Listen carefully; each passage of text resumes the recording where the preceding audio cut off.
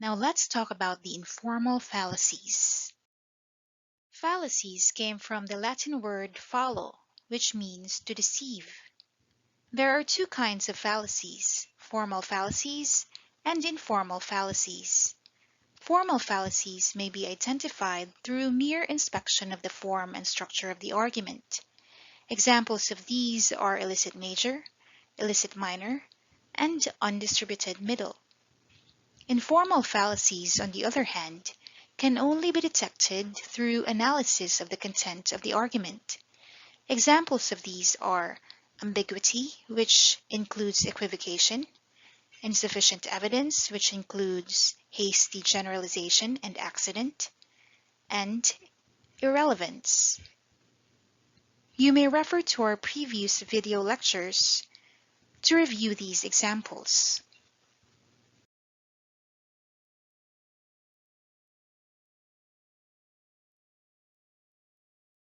Now let's learn about the fallacies of ambiguity. Under the fallacies of ambiguity is Amphiboli, which is presenting an argument whose meaning can be interpreted in two or more ways due to its grammatical construction. Recall that in equivocation, the ambiguity comes from changing the meaning of the word, while in Amphiboli, the ambiguity comes from the way the sentence is constructed. Here are examples of Amphiboli. You may pause this video and observe their sentence construction. Another fallacy of ambiguity is improper accent, which consists in misleading people by placing improper emphasis on a word, phrase, or particular aspect of an issue or claim. For example, President to declare martial law. This statement may lead one to infer that the President has immediate plans to declare martial law, but the article might simply be reporting an interview with the President, which she said she might declare martial law if military officers defy the chain of command. Another fallacy of ambiguity is vicious abstraction, which is misleading the people by using vague or abstract terms. Here's an example of vicious abstraction. You may pause this video and identify the abstract term. We also have composition under the fallacies of ambiguity. It is wrongly inferring that what holds true of the individuals automatically holds true of the group made up of those individuals. Here are examples of composition. You may pause this video and observe their patterns. The opposite of composition is division, which consists in wrongly assuming that what is true in general is true in particular. Here's an example of division. You may pause this video and compare it with examples of composition. Now let's learn about fallacies of irrelevance. Under the fallacies of irrelevance is argumentum ad hominem, or personal attack. This ignores the issue by focusing on certain personal characteristics of an opponent, instead of addressing the issue presented by an opponent. This makes the opponent the issue. An argument is said to be abusive when it attacks the argument based on the arguer's reputation, personality, or some personal shortcoming. Here's an example of argumentum ad hominem. You may pause this video and observe this argument.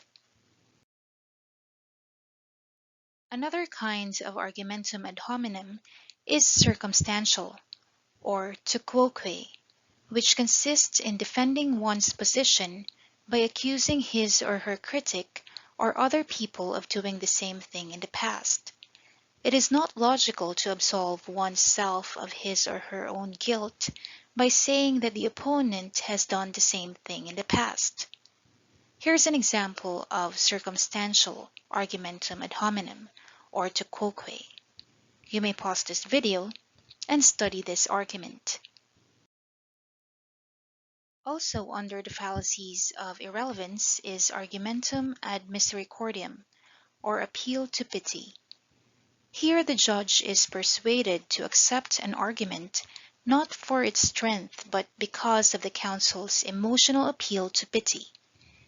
This fallacy convinces people by evoking feelings of compassion and sympathy when such feelings are not logically relevant to the arguer's conclusion. Here's an example of Argumentum Advercundium. You may pause this video and study this argument.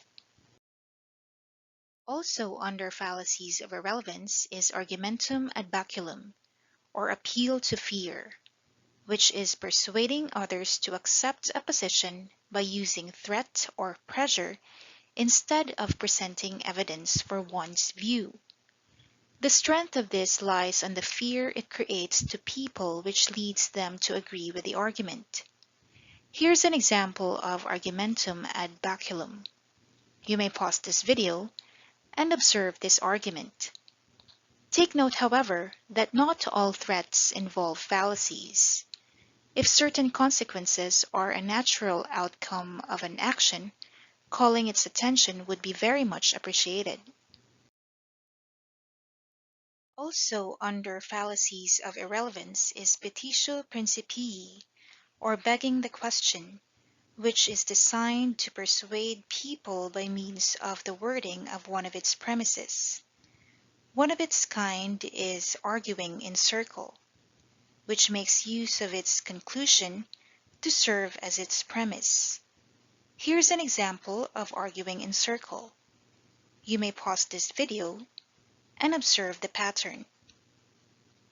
Another kind of petitio principii is question-begging language, which consists in discussing an issue by means of language that assumes a position of the very question at issue, in such a way as to direct the listener to that same conclusion.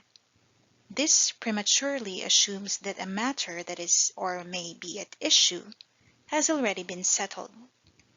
Here's an example of question-begging language. You may pause this video and observe the pattern. Another kind of petitio principii is a complex question, which consists in asking a question in which some presuppositions are buried in that question. Another term used to this is loaded question, which suggests that more than one question is being asked in what appears to be a single question. Here's an example of a complex question. Did you and your brother went to the mall with the victim and gave him the drug? A closer look to this question reveals that it involves 4 questions. It asks if the respondent went to the mall with the victim, if the respondent gave the drug to the victim, if the respondent's brother went to the mall with the victim, and if the respondent's brother gave the drug to the victim. Another kind of petitio principii is a leading question, which is directing the respondent to give a particular answer to a question by the manner in which the question is asked. This usually involves asking only one question that contains an unsupported claim. Here's an example of a leading question. You may pause this video and observe the manner of questioning. Now let's tackle the fallacies of insufficient evidence. Under the fallacies of insufficient evidence is Argumentum Advercundium, or appeal to inappropriate authority. This consists in persuading others by appealing to people who command respect or authority, but do not have legitimate authority in the matter at hand. Here are examples of Argumentum Advercundium. You may pause this video and observe the pattern. Also under fallacies of insufficient evidence is Argumentum ad ignorantiam, or arguing from ignorance. This consists in assuming that a particular claim is true because its opposite cannot be proven. It uses the absence of evidence against a claim as a justification that it is true. Here's an example of Argumentum ad ignorantiam. You may pause this video and study the pattern.